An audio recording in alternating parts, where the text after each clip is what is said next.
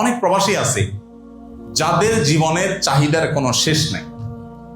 আমি যখন প্রবাসী ছিলাম আমার সাথে অনেক লোকজন ছিল, দেশ থেকে যখন যায়, বিশেষ করে মিডল ইস্টে বা ইউরোপে যারা যেখানে আছেন, দেশ থেকে যখন প্রথম যায় ছুটির পর, যাওয়ার সময় কান্নাকাটি, মন খারাপ, বউটারে রেখে যাচ্ছি, বাচ্চাটার জন্য কলিজা পড়তেছে, এয়ারপোর্টে যাওয়ার সময় চোখের পানি, সব অবস্থা খারাপ।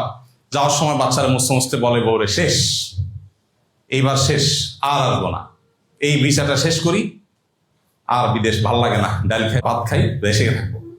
ওখানে যাওয়ার পরে যখন খেপসার গ্রাম পায়, রিয়াল, ডলার, ইউরো, কসকসা, তখন আস্তে আস্তে আবার মানসিকতা চেঞ্জ হয়ে যায়, এরপর আর আসে না। আমি এরকম বহু লোক দেখছি যে শুধু মরণটা বাকি রয়েছে, বাকিটা শুধু মরার জন্য দেশে এসে মরবে, এইটা শুধু বাকি রাখছে, আর সব বিদেশ শেষ।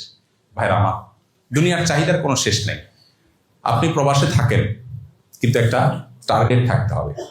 আমি 10 বছর কাটানোর পর যখন আমি প্রবাস থেকে চলে আসি, আমার এই পেশায় যারা আছেন, আরো আলেমরা আছেন না সারা দেশে, তখন আমার অনেক সহকর্মীরা বলছে, পাগল নাকি, এত ফ্যাসিলিটিস, এত সুযোগ সুবিধা রেখে দেশে আসতে, দেশে এসে কি করবো কিছুই যায় না, একরকম অন্ধকার। আল্লাহর উপর ভরসা করে চলে আসলাম। ভাইরা আমার, অনেকে বছরকে বছর পরিবারের হক নষ্ট করে, অনেক বাবা আছেন, এখানে অনেকে আছেন যে সন্তানের বয়স 20 বছর, 20 মাস সন্তানকে আদর করার সুযোগ পান নাই। আছেন না? আপনার সন্তানকে শুধু আপনি টাকা পাঠাইলেন আর সে খায় মোটা তাজা হলো, এটাই কি তার হক? বাবার স্নেহ পাওয়ার হক নাই তার? আপনি যদি তাকে স্নেহ করতে না পারেন, সে আপনাকে বার্ধক্যে কিভাবে স্নেহ করবে? সেও আপনাকে টাকা পাঠিয়ে দিবে, বলবে খেয়ে নিও, কারণ আপনি বিদেশ থেকে টাকা পাঠিয়ে দিয়েছেন, খেয়ে নে। তো সে বুড়াকালে সেও কি করবে?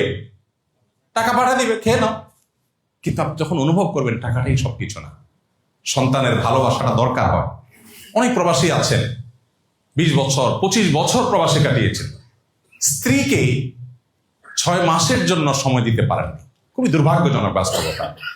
আপনি বলবেন, ভাই দেনা শোধ করতে পারে না, এটা না এটা না। কিছু লোক আছেন অনেক ক্রাইসিসে আছেন, তবে বেশিরভাগ মানুষের হলো লোভ এবং দুনিয়ার চাহিদার কোনো শেষ নাই। মানে যদি এমন হতো যে বেনামাজির জানাজা হয় না, আমার মনে হয় নামাজির সংখ্যা বাড়তো। যদি এমন হতো বেনামাজির সাথে কেউ মেয়ে বিয়ে দিবে না, ছেলে বিয়ে দিবে না, আমার মনে হয় নামাজি বাড়তো। যদি এমন হতো বেনামাজির সাক্ষী গ্রহণ করা হবে না, কি গ্রহণ করা হবে না, যদি এমন হতো যে বেনামাজি ছেলে তার নামাজি বাবার সম্পদের অধিকার পাবে না, তাইলে মনে হয় নামাজি বাড়তো। এগুলো আমি বলিনি, এগুলো মুহাম্মদ সাল্লাল্লাহু আলাইহি ওয়াসাল্লাম বলছে। বেনামাজি বেওয়ারিশ থাকে, কারো ওয়ারাসাত পায় না। বেনামাজি কি পায় না? নামাজির ওয়ারাসাত পায় না, পৈতৃক সম্পত্তি পায় না। যে ছেলে নামাজ পড়ে না, তার বাপের সে পৈতৃক সম্পত্তি পায় না, ইসলামে সে পায় না। সে মারা গেলে তার জানাজার নামাজ হয় না। বেনামাজি জামাই নামাজি বউ বিয়ে টিকে না হিসেবে, কারণ বাইনাল আবিদি ওয়া বাইনাল কুফরি তারকুস সালাত। বান্দা ও কুফরির মধ্যে পার্থক্য হচ্ছে নামাজ ছেড়ে দেওয়া। তো কাফের আর মুসলমানের তো বিয়ে টেকে না।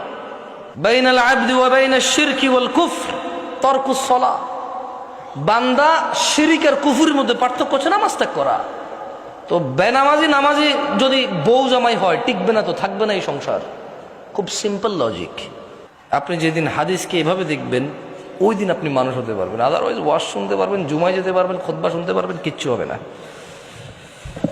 আর আমার মতো লোকজন নিয়ে এসে, আমার থেকে উন্নত লোকজন নিয়ে এসে কতক্ষণ নিজের এলাকার সুনাম করতে